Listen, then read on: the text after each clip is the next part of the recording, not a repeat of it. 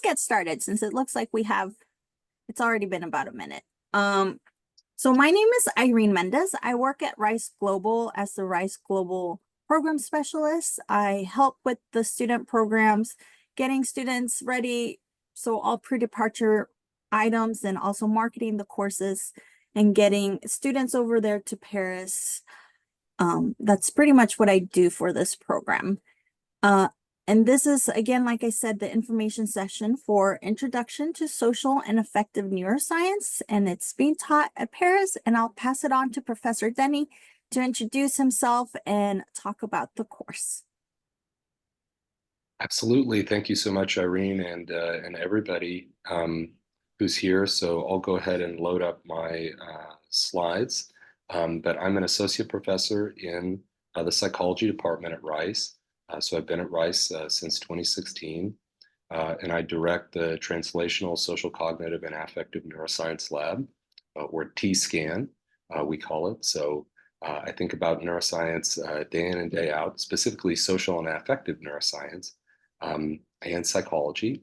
And this course is designed to be broadly applicable to anybody with interest in psychology, psychiatry, or neuroscience, or people who just want to fulfill a distribution group 2 requirement, which it also does. So let me go ahead and load up my slides so I can share those.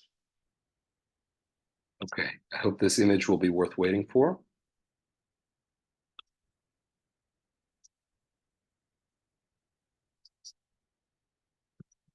We can see it. Excellent. Well, hopefully you can see it in person really soon.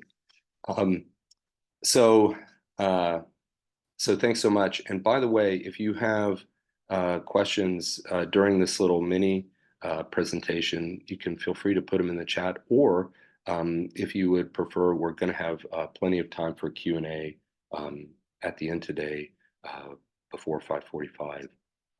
So I think we have 10 or 15 minutes for Q&A. So we'll have lots of time to discuss any sort of questions that you have. But hopefully this image is an image of Vista in your future. But let's think about this. Let's think about some of the organizing principles of social and affective neuroscience that you could think about within Paris, as well as how we're going to integrate Paris into this course, which I'm really, really excited about. But let's think about a quote that might organize one of the themes of this course if you're interested in social and affective neuroscience. One of the main topics that I study psychologically is emotion regulation, which is a key topic within social and affective neuroscience. So I want to start with a quote from someone right across the channel there, Shakespeare quote, which we could think about in Paris. But that is from Hamlet: "There's nothing either good or bad, but thinking makes it so." So Shakespeare had a lot of insights, including being an appraisal theorist.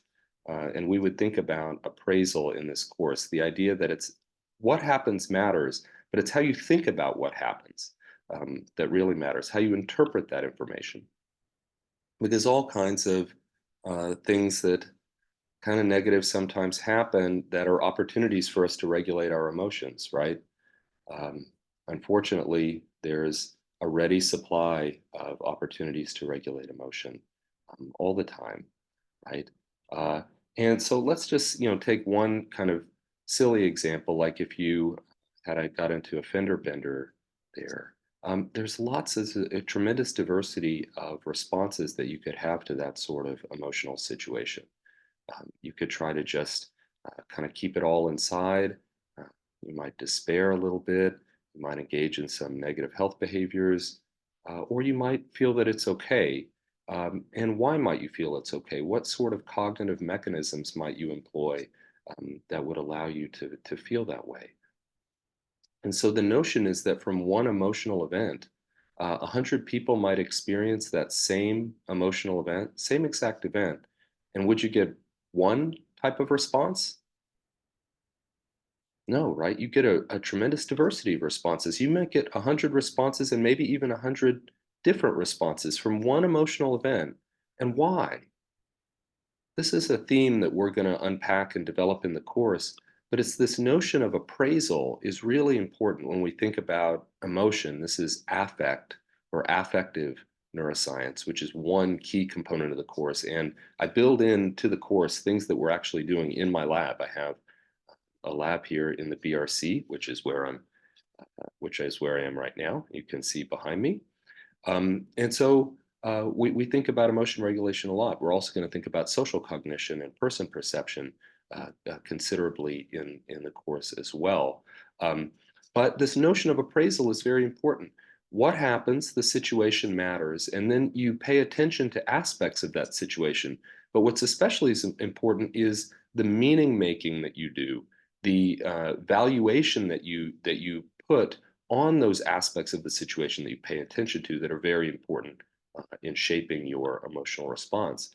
And so one of the key ideas that we're also going to build into the course, because the course also speaks to health psychology and clinical neuroscience as well. Negative appraisal can lead to negative consequences for health. And so if you have environmental demands that are like the stressors of life events, if they're appraised as stressful in this way that we were just thinking of, this cognitive process of appraisal, that can lead to a negative emotional response. But that negative emotional response is multifaceted and can lead to poor health decisions and behaviors on the one hand, activation of the sympathetic nervous system and hypothalamic pituitary adrenal axis on the other hand.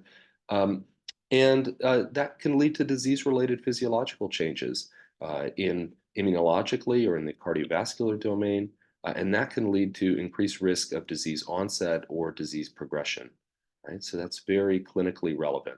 And so the idea is that you have life events that can lead to different kinds of emotions, that can lead to health or can lead to illness. And by the judicious and adaptive imposition of emotion regulation, we can if all goes well, we can strengthen the pathway toward health, which is what we want to investigate. And we want to investigate in terms of both the efficacy of emotion regulation interventions, as well as the mechanisms of those interventions. And that's a key word, mechanism, the M word, because in social and affective neuroscience, we care very deeply about that. Not just that this psychological process happens, but how it happens, including how it's instantiated in the brain. So just very briefly, this is an example of some recent work we're doing in my lab itself with my former postdoc, Rich Lopez, and some fantastic graduate students and research assistants in my lab. This is a systematic review, so a meta-analysis of fMRI studies of psychological distancing and reinterpretation, which in the course we would have much more time to unpack, but these are two tactics for cognitive reappraisal. So cognitive emotion regulation strategies that you can employ, distancing, which is very related to mindfulness, which we talk about in the course as well, and I'm very deeply interested in myself. This psychological distancing is like the decentering facet of mindfulness, where you objectively and impartially appraise a stressor. And reinterpretation, alternatively, is an emotion regulation strategy cognitively where you kind of look on the bright side. It's very intuitive for people. But we're very interested in the neural mechanisms supporting both of these psychological processes. And we talk about a lot of these brain regions shown here in the course in their contribution to emotion regulation, as well as social cognition and other types of affective processes as well, emotional experience as well. The ventrolateral prefrontal cortex there, Brodmann area 47, very important for response selection and inhibition, cognitive control processes, for example. We break a lot of these down, thinking about the dorsolateral prefrontal cortex, as well as the dorsomedial prefrontal cortex, and its important function, among other things, in self and other cognition, so in mentalizing. So very key in social cognition. And we think about other brain regions like the posterior parietal cortex as well, very important for psychological distancing and mindfulness and perspective taking, which we think is very interesting. So if you're interested in the brain and thinking about both the structure and the function of the brain, this course might be a good fit for you. Several of you might have heard of the amygdala before. almond-shaped structure in the medial temporal lobe there, the anterior portion of the medial temporal lobe there. So you'll learn about brain anatomy, but you'll learn about brain function as well, and the amygdala's role in assessing salience of emotional situations that we experience. And so we'll definitely talk about this in Paris. But we're getting to here in a few moments how Paris is going to be deeply interwoven into the fabric of the course, where we're thinking about the amygdala in Paris and other brain regions and other psychological processes relevant to social cognition and emotion. So when we think about just emotion regulation, again, just for a moment in this kind of little teaser, innovating optimal emotion regulation interventions will require an optimal matching of person factors, situation factors, and strategy factors. Person factors like age or gender or culture, race and ethnicity, situation factors like what sort of situation is this in your life? What's appropriate when you are regulating your emotions, hanging out with your friends, maybe a very different set of emotion regulation strategies that are adaptive when you're at a very solemn occasion with your family, right? Or when you're in class. So the situation matters. So the person matters, the situation matters, and then the strategy factors matter. And we'll break that down considerably as well as a function of a very useful process model of emotion regulation that really breaks emotion regulation strategies down by processes involved, including attention and appraisal, as we were just thinking about. And so ultimately, we want to move toward a more personalized emotion regulation training using a social cognitive neuroscience approach. So that's what we do in my lab, but that's also some research that we're going to build into the course. We're using a widely used social and affective neuroscience textbook that will be supplemented by primary source readings and other information that we'll bring into the course to think about social and affective neuroscience and provide an overview. But this is something I should emphasize now, and we can talk about it later as well.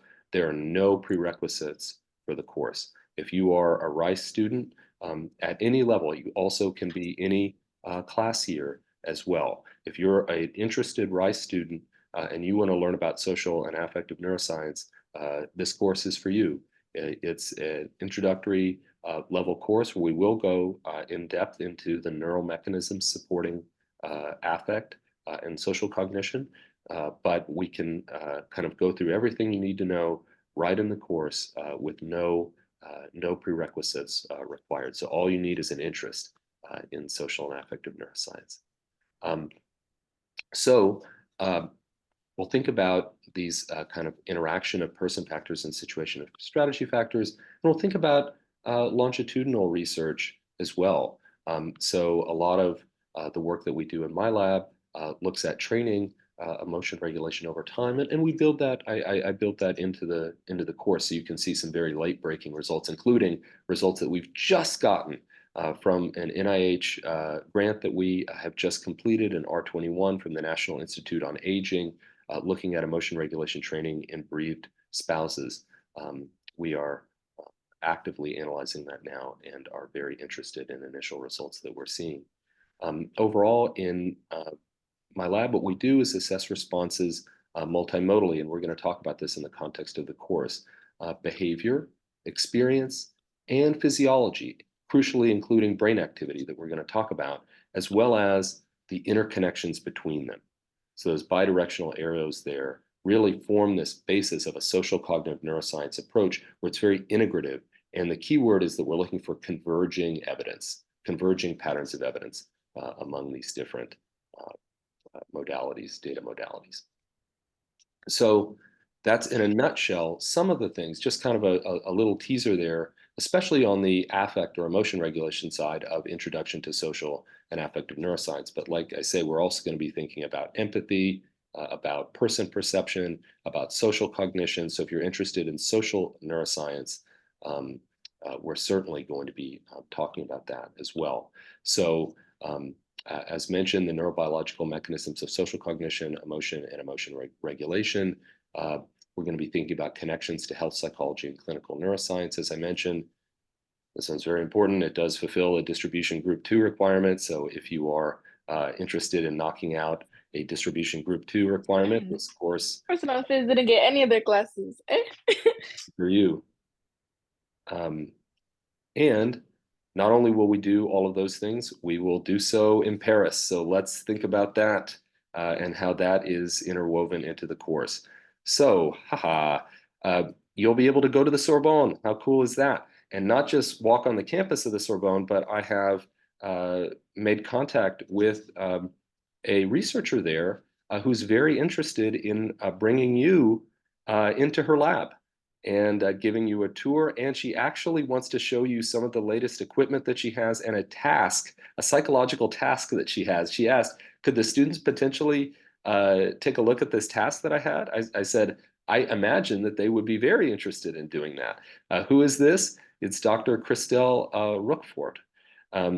So I apologize that, my French un peu, but I'll talk about it in a second. My wife speaks much better French than I do, and she is potentially a major asset to this course, but we can talk about that. But I apologize if I mispronounce her name, but Dr. Roquefort. Very much looking forward to working and potentially collaborating with her and taking you to her lab. She actually went to the level of proposing dates to us. So very, very excited about that. So you could go to the Sorbonne. Where else?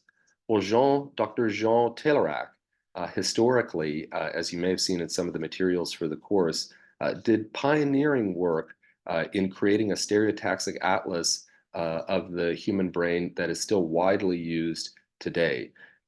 So a neuroscientist with great impact and created this atlas that he created with Tourneau that is still widely in wide use, the Taylarac and Tourneau atlas. So what we're going to do is we're going to go to the hospital where he did a lot of his pioneering research, which has on its campus a museum of psychiatry and neuroscience right in Paris. And so we're going to go visit that as well and think about that in the context of thinking about Taylarac coordinates in the course. So there'll be that synergy there. And then we're also going to think about the neuroscience of music-based interventions.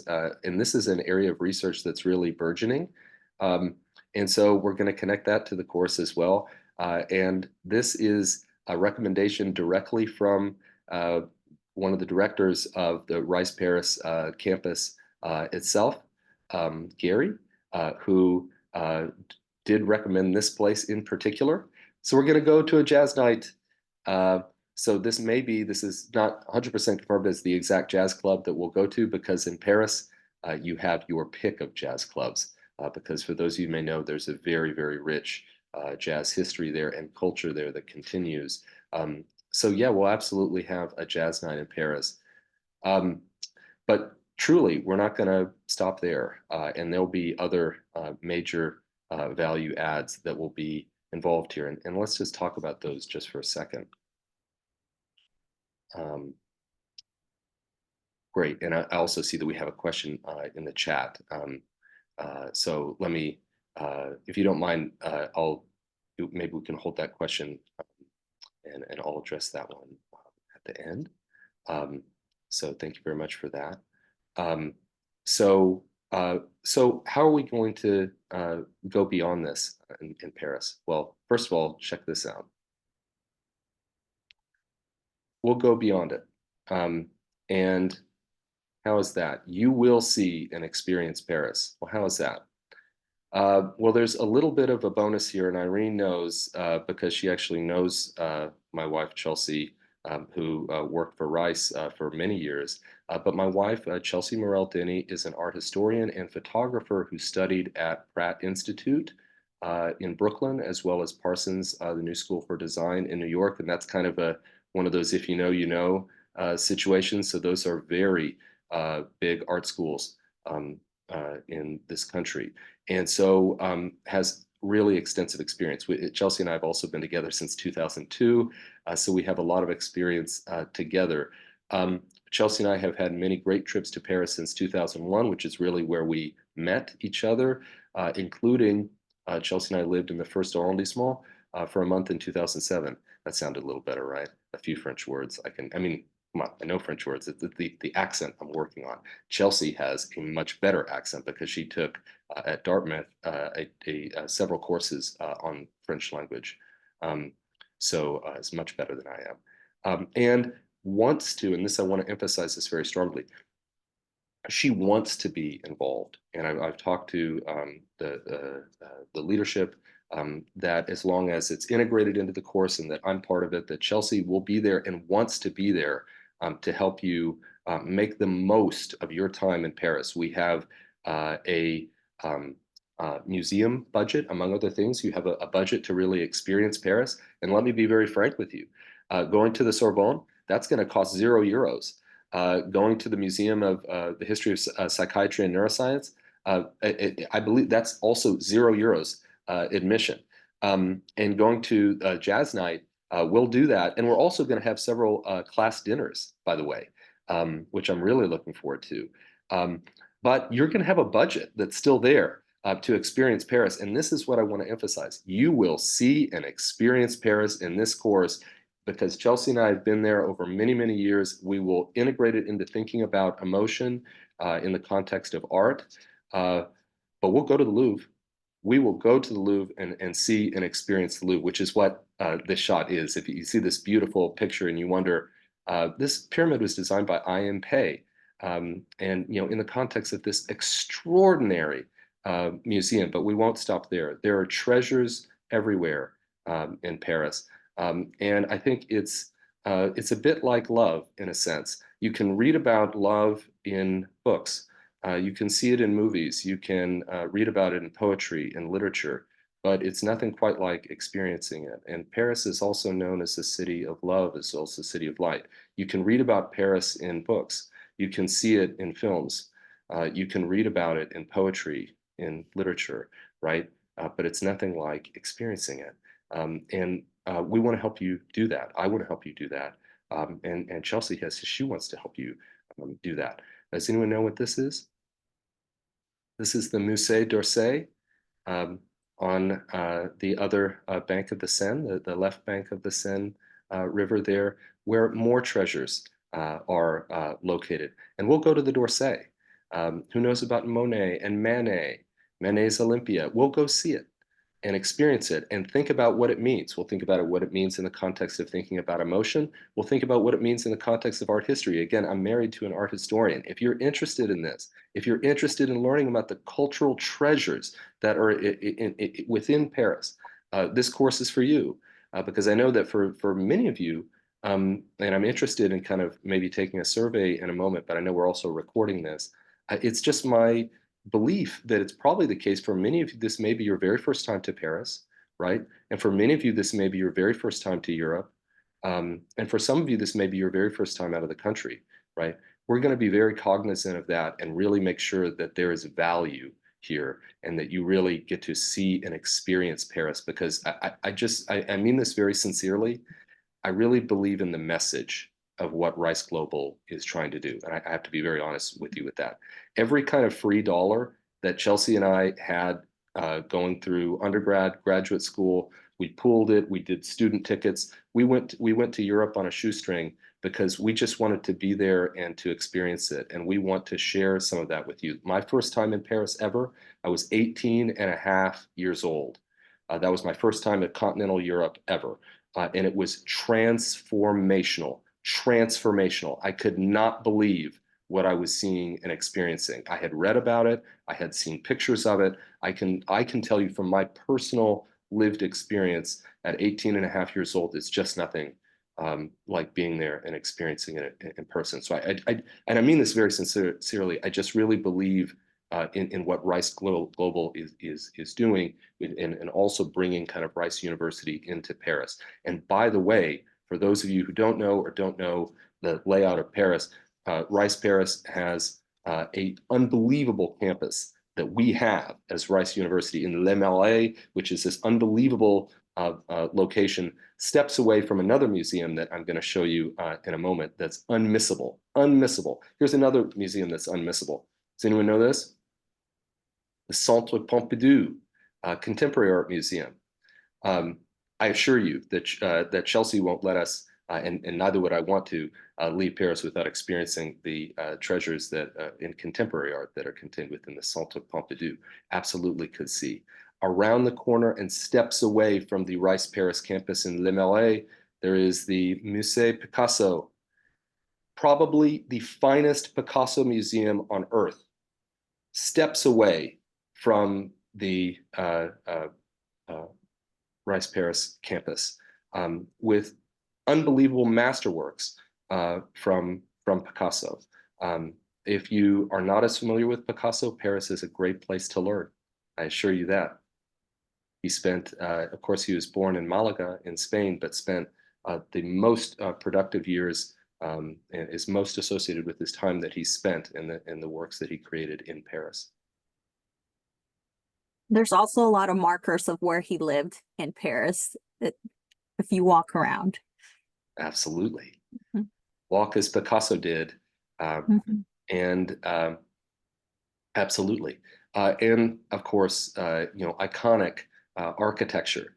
Chelsea also has a significant interest in architecture. And of course, we will not shy away from the architecture in Paris, as well as moments like this. How many people know this? Le Dumagot is a famous cafe in Paris. Of course, there's so many cafes in Paris. This is a very typically Parisian scene there at night, kind of cafe, sidewalk culture. And we'll experience that as well and experience it together as a class.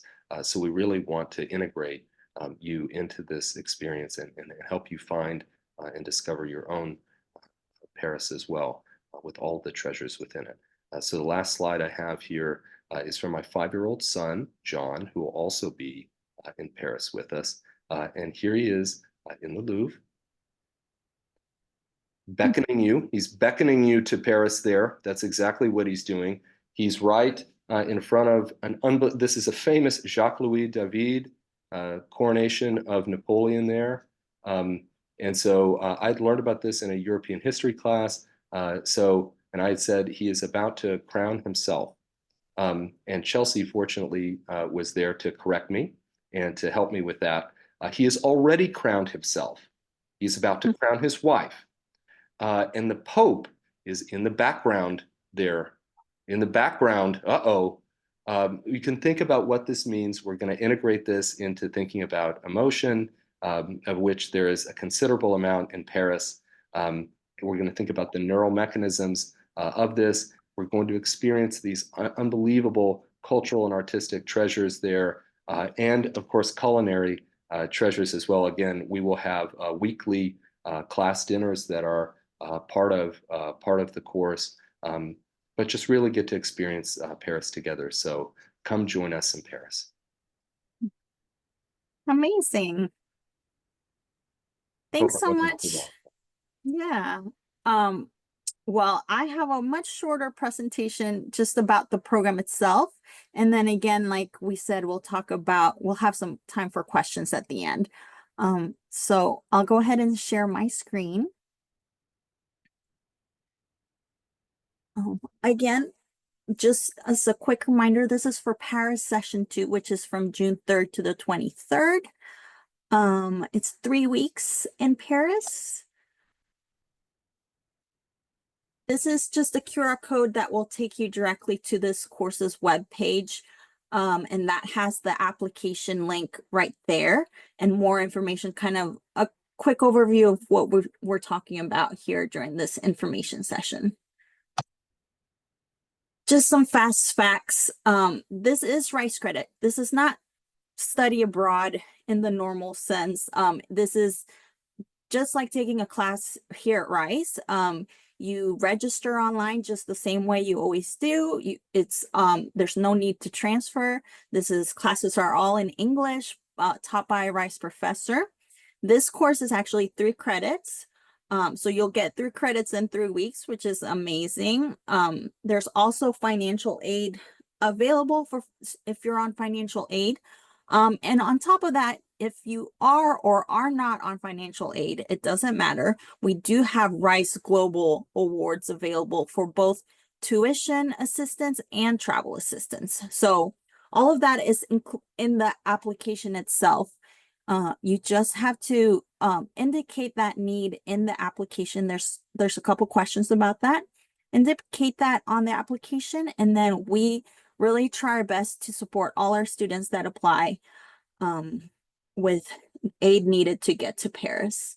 Again, it's just an international experience with the flexibility to participate in other opportunities during the summer. Since it's 3 weeks long, you can do this course in Paris and then also, do an internship or work, whatever you need to do outside of these 3 weeks. The location, like Professor Denny said, is at the Rice Global Paris Center in the Marais area. And this area is fantastic, honestly. It's such a great location. There's so many things around. It's really a hopping area of town. And you wouldn't even know that our center exists right in the middle of this great area, but it's this old, historic, beautiful building. And that's where you'll be taking courses. But again, the other great thing about this course is that we want Paris to be the classroom. So just like Professor Denny was saying, there's going to be excursions that relate to your course, and there'll be time in the classroom, but also using Paris as the classroom itself. This is open to, again, any Rice undergraduate. There's no prerequisites.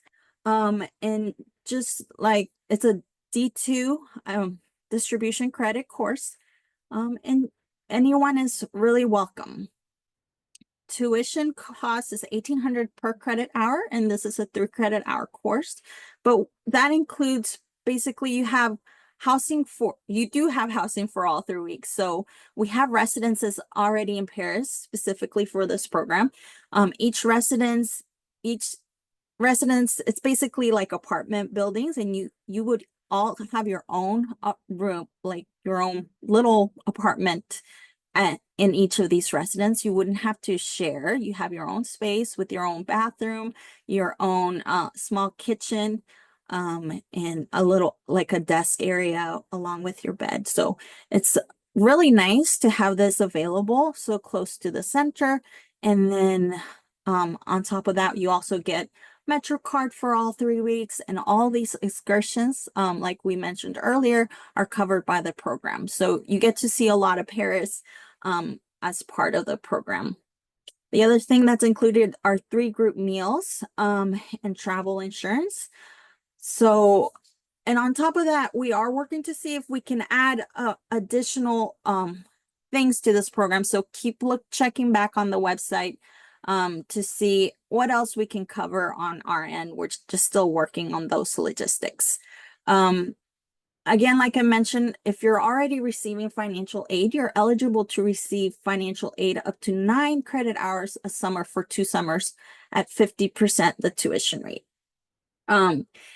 So our office makes it easy for you. You're welcome to talk to the financial aid office, but if you're accepted, I work directly with the financial aid office to get them to give me that information. So as part of your acceptance letter, I'll include that. If you have financial aid, I'll let you know how much of it will cover your tuition. And then on top of that, you'll also know like what like awards you got from Rice Global. So very specific amounts. You'll know exactly what you're getting as soon as you're accepted, so you can make an educated decision to see if you can make this work.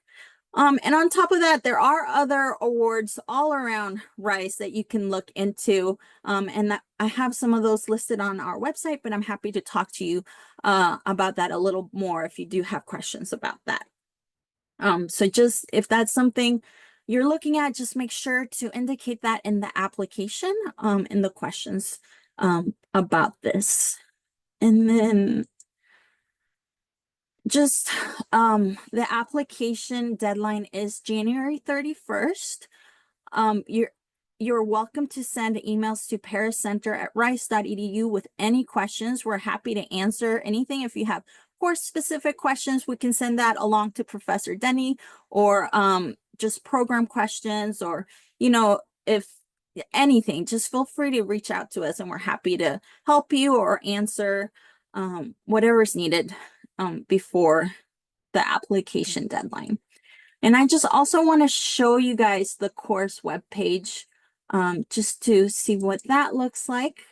Can you all see this? Okay. So here you'll be able to, as you can see, you have a link right to the application right away. And then I'll have this recording up on this section, and then in request information, this just links you right to our email, pariscenter@rice.edu. A lot of the information we discussed is here. And then again, course details are also listed here. Another helpful thing is you'll be able to take a look at a previous syllabus for this course, just to get a kind of idea of what the course is about. And the other thing is you can look at more information about our program in the student program page. Again, this takes you to all courses being taught in the summer for 2025. This will take you to a handy FAQ page that has information for prospective students, admitted students, any kind of pre-departure questions, and then students that are currently in Paris, so information after you arrive in France.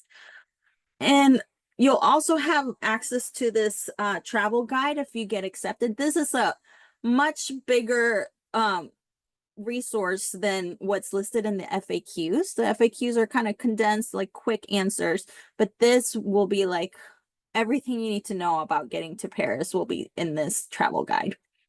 And then lastly, student life in Paris. Just another resource for y'all, just to show you where you'll live and you'll learn. This video actually shows you what the apartments look like, what the center looks like, so you can explore and look through this.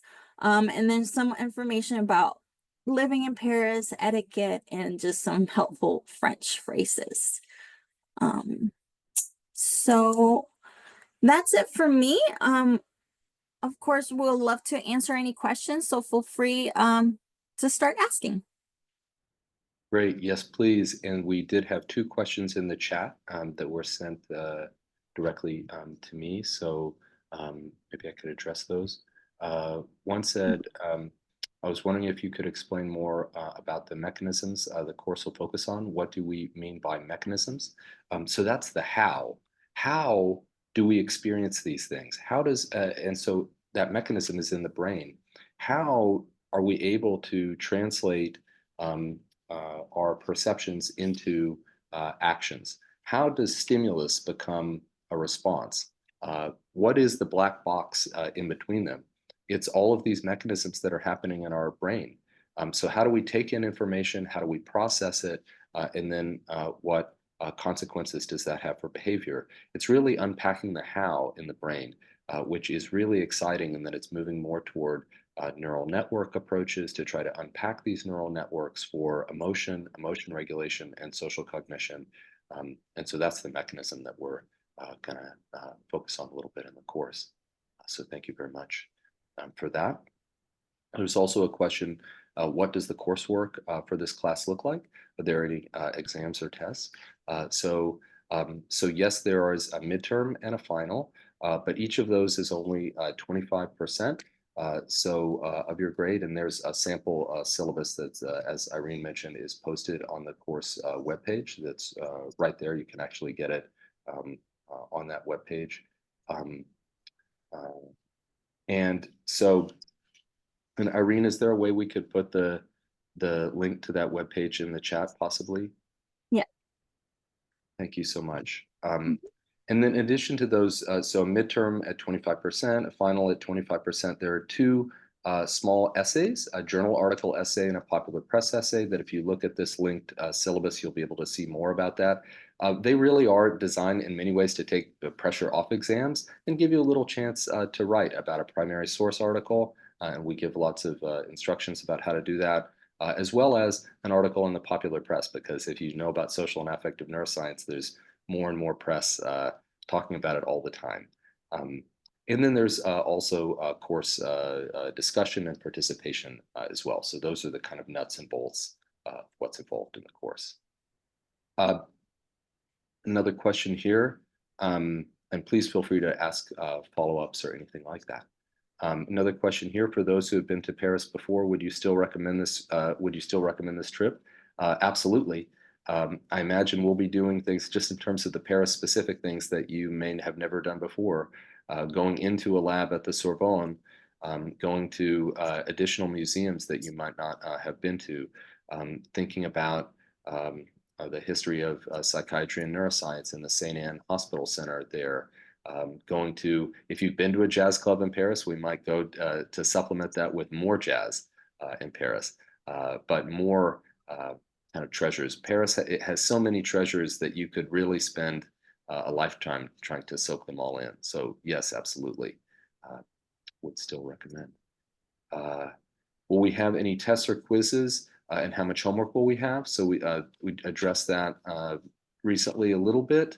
And so Irene has posted that link where the linked prior syllabus is actually not now important, and it has this caveat on the website, but that syllabus is not for the upcoming one in Paris. It's for the previous time that I taught the course at Rice. So it doesn't have the Paris specific activities built in, but we will have all of those Paris specific activities and more will be interwoven as we've been talking about. But the nuts and bolts of the course in terms of the exams and the journal article essay and the popular press essay will be very similar to what's represented on that syllabus. In terms of how much homework, if this is the only course that you're going to be taking during this 3-week period from June 3rd to June 23rd, 2025, I think the course load will be pretty light if it's your only course, and it won't be too bad in terms of the load there. So the class itself to fit in will be about 3 hours per day, 5 days a week for the 3 weeks. And so that'll give us lots of time in class. In terms of your homework outside of class or studying, there won't be homework per se, little bit of studying, but Paris is your classroom. That's the Rice Global mantra, right? And I believe in that. So there'll be plenty of time for Paris to be your classroom, and so that you don't have to be stuck in the books. A little bit of studying, but not a crazy amount. Plenty of time for seeing and experiencing Paris as your classroom as well.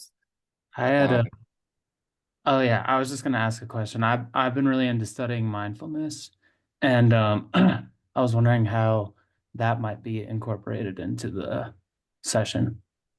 We're going to absolutely think that's a great question. Thanks, Tyler. So we're going to incorporate mindfulness into the course significantly, because including in its relation to psychological distancing and decentering, and as an emotion regulation strategy. So there is tremendous academic interest, including from even the spiritual leaders of Tibetan Buddhism. The Dalai Lama actually is very interested in academic research on mindfulness and how it's broken down into its emotion regulation components.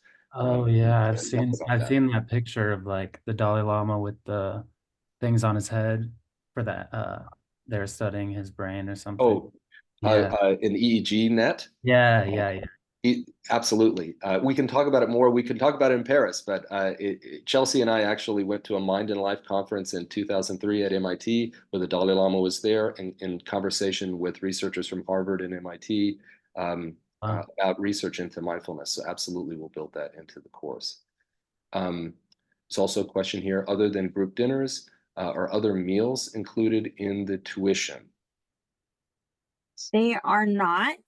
There is, like Professor Denny said, there is money in the budget. So like a lot of times what instructors do is, if you're in an outing that's like an all-day outing, you'll get like lunch there as part of that budget or things like that. The other thing too is that you have your own basically kitchen, so you can really save a lot of money by just buying groceries and just making your own meals and saving money that way. The other question is the plane ticket to and from Paris included in the tuition?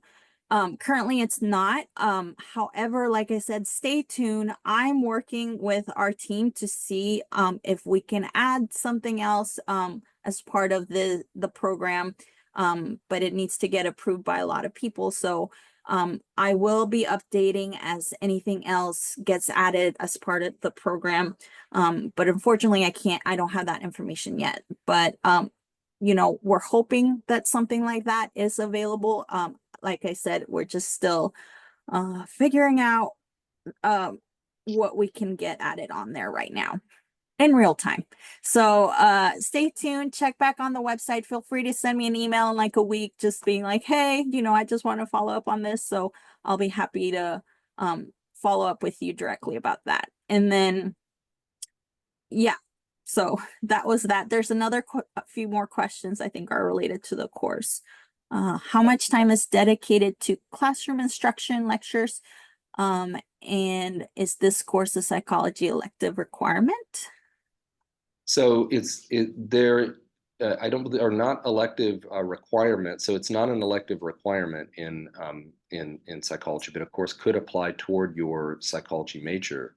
But it's not required, but you could apply it as an elective toward the psychology major, absolutely, in addition to being distribution group 2 as well.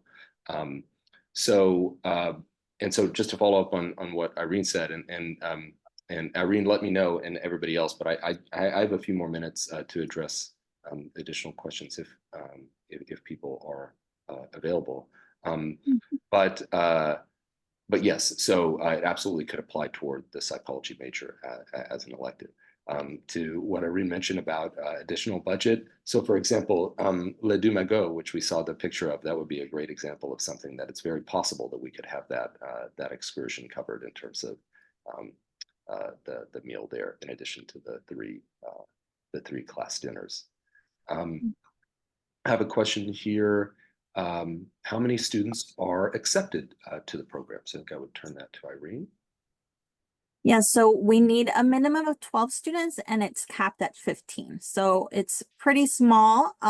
So you get a lot of, you know, it's not like a giant course. You get a lot of time with your group and your professor.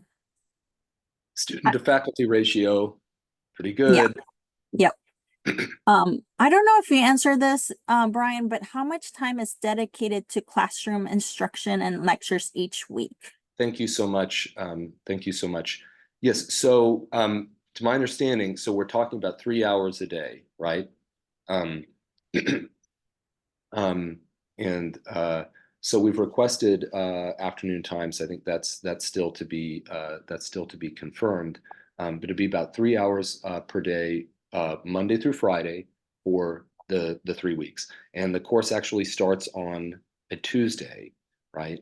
But then we'll go to the following Monday. So it will be 3 complete weeks. It will end up being 15 days of class instruction, one of which, though, is used for a midterm, one of which is used for final exam. You'll see this is about 13 actual days with class meetings on them. But it'd be about, in any case, about 3 hours per day on a Monday through Friday basis from June 3rd to June 23rd, 2025. Does that help? Yeah. Got a question then, here. What are some other topics in social and affective neuroscience will we be learning about in this course? So that's a great question. So here's a non-exhaustive list. So the self-regulation, person perception, empathy, motivation, emotion regulation. We'll be thinking about altruism, relationships, groups and identity, morality, development, health psychology, psychopathology. Absolutely. Aspen asks, what will the weekends look like? And there you get to make your experience. You know, that's, if I were a student, I know that I'm on the other side, but I have to be very honest with you. I would be very interested in an opportunity like this. Frankly, when I was an undergrad at Stanford, I studied abroad, but Stanford didn't offer a program quite like this. I had to hook it up with a separate study abroad university. And as Irene was mentioning earlier, this is Rice credit directly. This is not like a transfer situation. I mean, this is a Rice center, which is very cool and kind of logistically. And then you get to make it your own. So, and the hope would be that everybody would do that. So what do the weekends look like? We may have potential class excursions that might happen there, but this would be a discussion in terms of when is best to schedule things with everybody. So we would definitely do that democratically, as well as making certain things optional. Not everything is going to be required, right? Like if we go to the Dorsey, that's not necessarily going to be absolutely required for your grade. We want to build in flexibility, but you would certainly have flexibility on the weekends to make this your Paris experience. Not necessarily everything with me and Chelsea and John, but also with you, with your fellow students, with additional places that you want to see, and really making it your own experience. So that would be, I think, a key aspect of the program. If we get a plane ticket that arrives a little early or leaves a little late, we'll be able to stay in the apartments, or would we need to find a hotel for a day or two? Yeah, so move-in date is really strict because we do have 4 sessions. And so the move-in date is the day before your program actually starts, and move out will be the day after the program ends. However, part of my pre-departure is sending a lot budget hostels and hotels that have been reviewed by our Paris staff, so they're safe and just something that we recommend. If you need to find a place to stay for a day or two. Some people like getting there earlier to explore Paris a little bit before they start the program, or some people stay after a little bit longer, just for additional travel, even to other countries around Europe. So that will be part of my pre-departure communication. But yes, unfortunately, it's pretty strict move in, move out, just because of the many different sessions. We need to clean apartments and everything like that. You're allowed to move in. So the question says, at what time on the day before are we allowed to move in? As early as possible, as early as you want, or as late as you want. There's no time. We have RAs on site, and that day they're available all day. So they'll be there to greet you, and we get part of, again, the pre-departure part is I get your flight information, and they have that information available to know like around what time you'll be arriving. And we have a WhatsApp group, so everybody is in contact with each other.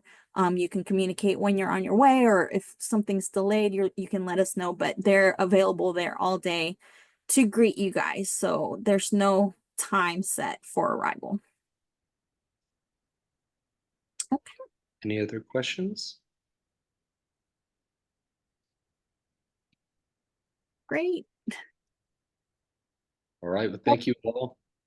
Looking forward to and if you have other questions, or you have questions for me specifically about aspects of the course, absolutely feel free to email anytime. Yep. And same for me, just pariscenter@rice.edu. And we hope to see you guys in Paris. Absolutely. There. Bye-bye. Merci.